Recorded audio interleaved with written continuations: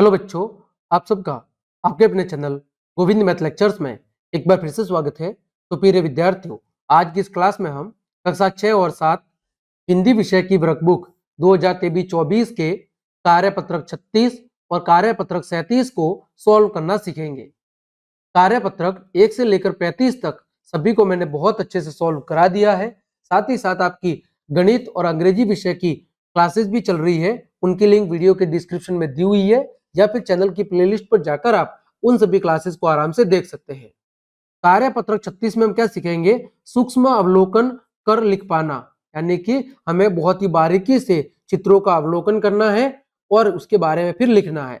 देखो पहला प्रश्न, नीचे दिए गए चित्रों को ध्यान से देखिए, इनमें बहुत सारे अंतर है, जरा आप पता लगाइए दोनों चित्र के अंदर क्या अंतर है वो आपको बताना है।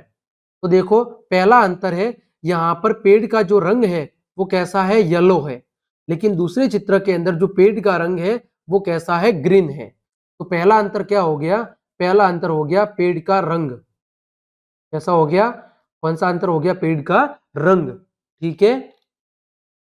दूसरा अंतर क्या है? दूसरा अंतर देखो, यहां पर दूसरे पेड़ का रंग कैसा है? येलो है। ठीक है। जबकि यहां पर दूसरे पेड़ का रंग कैसा है? ग्रीन है। ठीक है। तो पेड़ का रंग दूसरा हो जाएगा छोटे छोटे दूसरे पेड़ का रंग, छोटे दूसरे पेड़ का रंग, ये भी अंतर है। और क्या है? देखो घर का रंग, देखो घर का रंग पहले चित्र में भी अलग है, दूसरे में भी अलग है। तो तीसरा अंतर क्या है? घर का रंग। किसका रंग?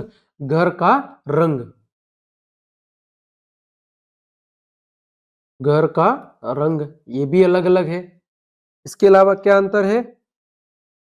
इसके अलावा ये जो बच्चा पेंटिंग बना रहा है, पेंटिंग का अलग अलग रंग है, पेंटिंग अलग अलग है।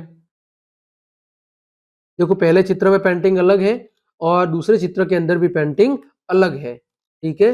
दोनों के अंदर अलग अलग पेंटिंग है। इसके बाद दोनों में क्या अंतर है? देखो ध्यान से। इसके बाद अगर ध्यान से देखोगे आप तो यहाँ पर पहले चित्र में देखो इस बच्चे के साथ बैग है, दूसरे चित्र में यहाँ पर बैग नहीं है। ठीक है। तो पांचवा क्या अंतर है? बच्चे के साथ बैग का अंतर, बच्चे के साथ बैग का अंतर। इसके अलावा क्या अंतर है? देखो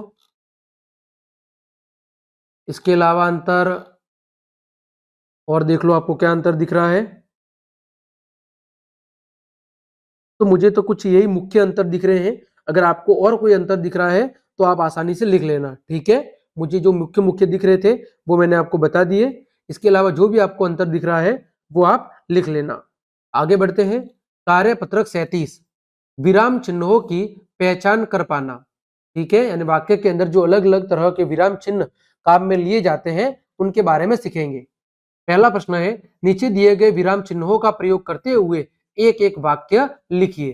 पहला है प्रश्नवाचक विराम चिन्ह का उपयोग। तो हम क्या लिखेंगे कि आप कहाँ जा रहे हो?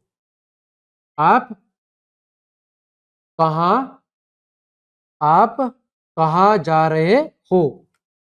तो प्रश्न करने के लिए जिस विराम चिन्ह का उपयोग होता है उसे कहते हैं प्रश्नवाचक चिन्ह। ठीक है।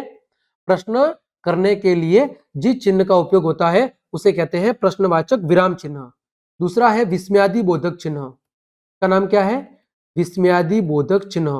मतलब जब हमें कोई अचानक भाव प्रकट करना हो तो वहां पर किसका उपयोग होता है? विस्मयादि बोधक का। पहला कौन सा चिन्ह था? प्रश्नवाचक चिन्ह। जैसे मैंने लिखा, वाह कितना सुंदर दृश्य है। वाह कितना सुंदर दृश्य है। ठीक है। तो यहां पर कौन सा चिन्ह लगेगा? विस्मयादि बोधक। तीसरा क्या है? तीसरा है आपका पूर्ण विराम। जब हमें वाक्य की समाप्ति करनी हो, किसी कथन की समाप्ति करनी हो, किसी बात को हमें रोकना हो, पूरा करना हो, तो वहां पर क्या लगेगा? पूर्ण विराम। माता जी खाना पका रही है। माता जी खाना पका रही है। ठीक है। तो यहां पर क्या लगेगा? पूर्ण विराम। अगला है अल्प विराम, जिसे हम क्या कहते हैं, कॉमा भी कहते हैं, इंग्लिश में क्या कहते हैं, कॉमा।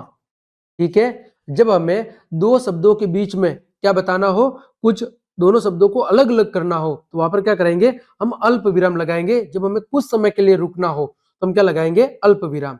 जैसे मोहन, सोहन और रमेश क्रिकेट खेल रहे हैं।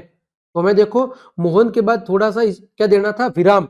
मोहन और सोहन, मोहन, सोहन और रमेश क्या खेल रहे हैं, क्रिकेट खेल रहे हैं।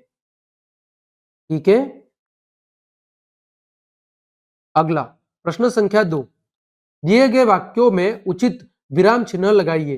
तुम यहाँ कितने बजे आई, तो यहां पर क्या लगेगा, प्रश्नवाचक।